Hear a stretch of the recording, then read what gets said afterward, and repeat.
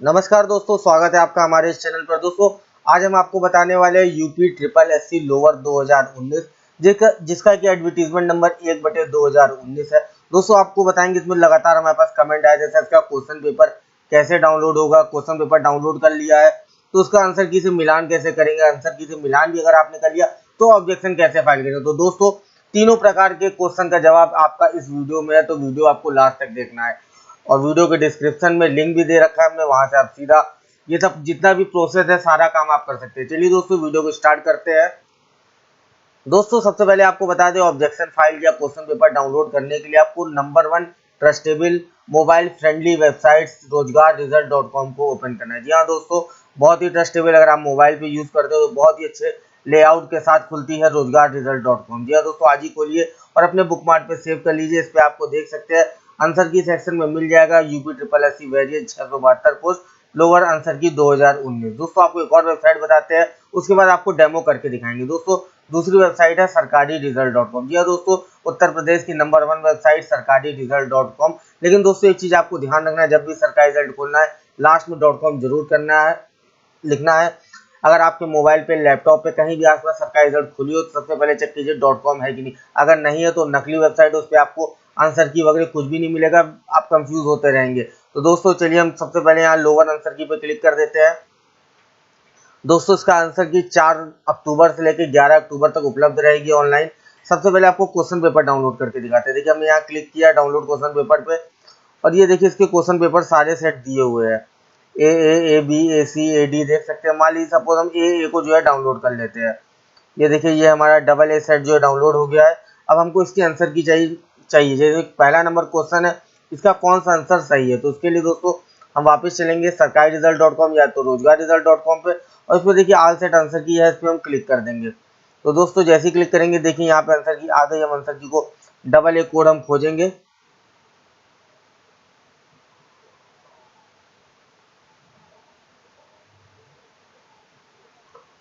दोस्तों, देखिए BH जैसे आंसर की, मैं आपको BH वाला क्वेश्चन पेपर डाउनलोड करके दिखाता हूँ।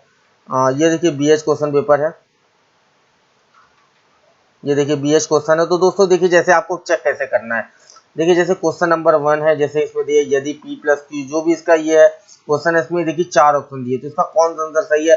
इसलिए हम इसको BH वाला खोल लेंगे और पहले का C आंसर सही है, यानी कि पहला वाला इसका C सही है। अगर आपके हिसाब से दोस्तों इसमें कोई और आंसर सही है तो आपको क्या करना है, तो उसमें आपको करना ये है, आपको वापस जाना है और यहाँ पे जाना है फॉर ऑनलाइन ऑब्जेक्शन। और जिस कैंडिडेट की आंसर की इसमें नहीं मिल रही उनको भी यहाँ फॉर ऑनलाइन ऑब्जेक्शन पे क्लिक करना है। दोस्तों, क्लिक करते ही मैंने आपको यहाँ पे अपने यूजर आईडी और पासवर्ड डालना है। दोस्तों, यूजर आईडी आपका रजिस्ट्रेशन नंबर है जो आपने एडमिट कार्ड डाउनलोड करते वक्त दिया था, और पासवर्ड आपकी डेट ऑफ बर्थ है। चलिए दोस्तों, इन दोनों चीज को डालते हैं और आगे चलते हैं हम। दोस्तों, जैसे आप लॉगिन होंगे देखिए इस तरीके का आपका डैशबोर्ड खुल जाएगा। डैशबोर्ड में आपके 3 चीज है, एक पर्सनल डिटेल, एक आंसर, एक ऑब्जेक्शन। दोस्तों, चलिए हम सीधा ऑब्जेक्शन पे चलते हैं, क्योंकि हमने आपको आंसर की चेक करना बता दिया।